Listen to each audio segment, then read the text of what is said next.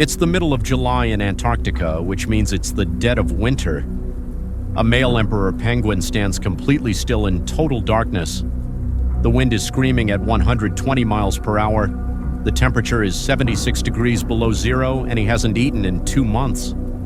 Balanced on top of his feet, tucked under a fold of skin and feathers, is a single egg. If that egg touches the ice for even a few seconds, the chick inside dies. Game over. He can't sit down, can't walk away, can't do anything except stand there and take it. And here's the thing that makes it even worse. He's going to be standing like this for another 2 months, making it 4 months total without food in the most hostile environment on Earth. In complete darkness. You'd think nothing could survive a situation like this, and you'd be right. Except penguins figured out one trick that changes everything. They huddle, not just standing close together. We're talking about thousands of penguins packed so tight they move as one giant organism. The penguins on the outside take the beating from the wind. Then, every few minutes, the whole group rotates. The ones who are freezing on the edge work their way toward the warm center, and the ones in the middle eventually cycle back out. Nobody's in charge. There's no leader. It just happens. And the temperature difference is insane too. On the outside of the huddle, it's negative 76 degrees, but on the inside, it can actually get up to 98 degrees Fahrenheit, which is warmer than your body temperature. It gets so warm that penguins in the center sometimes have to stick their heads out to cool down. Without this system, every single one of them would freeze to death. But it also raises an obvious question. How and why are they even here? Antarctica is basically the worst place on the planet to raise a baby. It's not just cold, it's the driest desert on Earth. It gets less precipitation than the Sahara, and the ice isn't even stable. It's constantly cracking, drifting, breaking apart, and disappearing. So the continent is basically a giant sheet of ice floating on an ocean, always moving. Why then do emperor penguins choose to breed there, in winter, when it's dark 24 hours a day? It's because they don't have a choice. See, emperor penguins need sea ice to survive. Not permanent ice shelves, not land. They need that seasonal ice that forms on the ocean surface every winter. Scientists call it fast ice when it's attached to the coast, and pack ice when it's floating free. It has to be stable enough to hold thousands of penguins for months as they breed. But it also has to break up and disappear at exactly the right time. If the penguins tried breeding in summer, the ice would melt too early, and the chicks would drown before they could swim. So they breed in winter on sea ice when the ice is thickest. It sounds insane until you realize it's the only option that works for them. Here's how it happens. Around March and April, when the Antarctic winter is just beginning, emperor penguins march inland from the ocean. Sometimes they walk 75 miles across the ice to reach their breeding grounds. The female lays a single egg. Then immediately she transfers it to the male. This transfer is critical because if the egg touches the ice, it freezes instantly. Once the male has the egg balanced on his feet, the female leaves. She walks back to the ocean to feed, and she'll be gone for about 2 months, sometimes longer. Meanwhile, the male just stands there for 64 days on average. No food, no water, just standing in the dark with an egg on his feet, hoping he doesn't die before his mate comes back.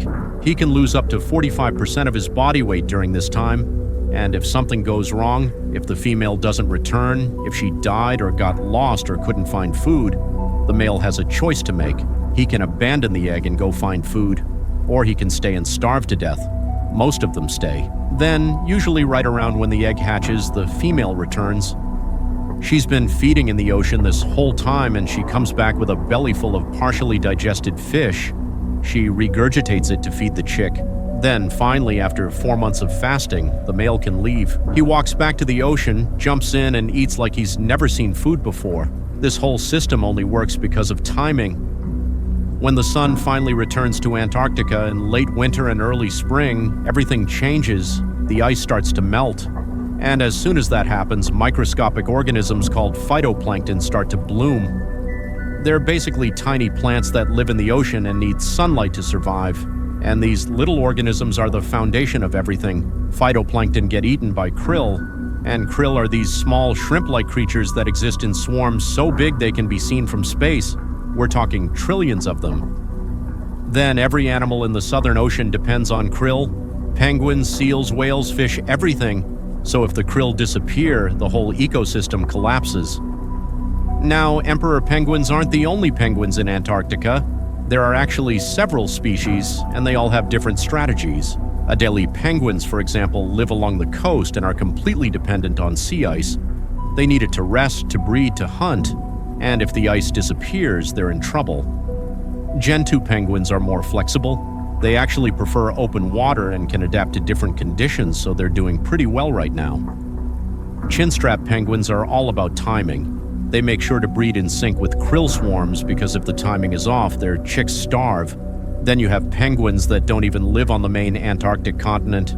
They live on subantarctic islands like South Georgia. King penguins, for example, never deal with sea ice at all. They live on beaches and rocky shores, and it takes 14 to 16 months to raise a single king penguin chick.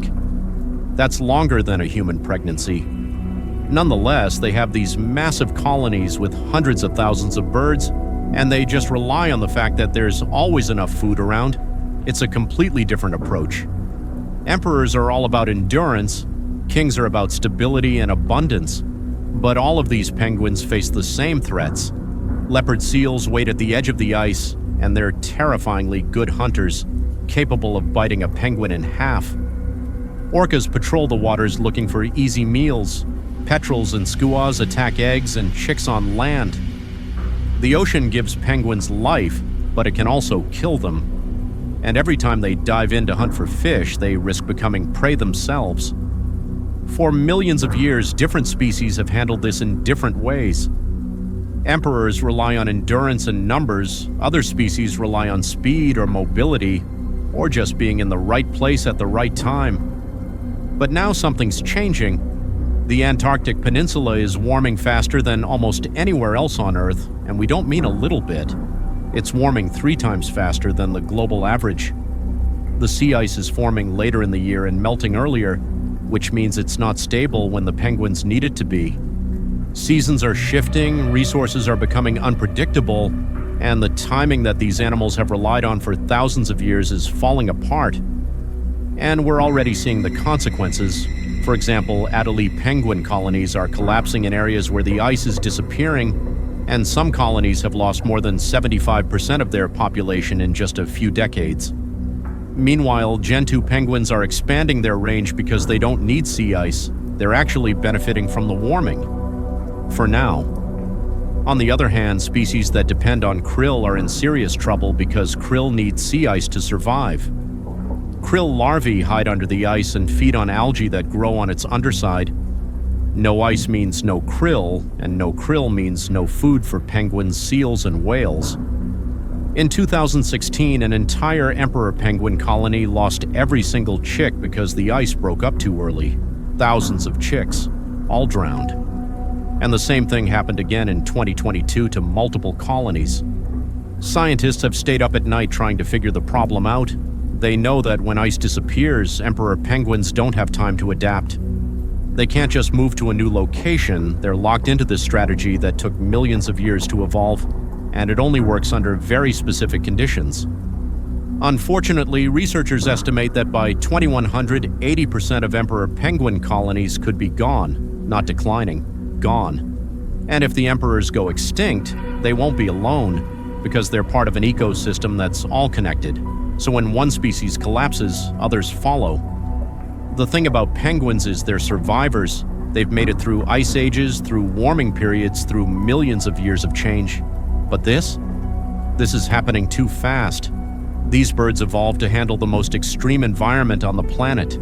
They can survive 4 months without food.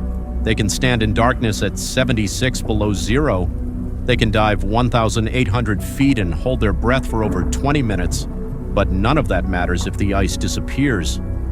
The same thing that makes them incredible, that survival strategy built on ice and darkness and endurance, is now the thing that might kill them. Because the rules are changing, and penguins can't change fast enough. If you want to keep up with stories about the natural world and the creatures fighting to survive in it, subscribe, and we'll keep exploring what makes life on this planet so resilient together.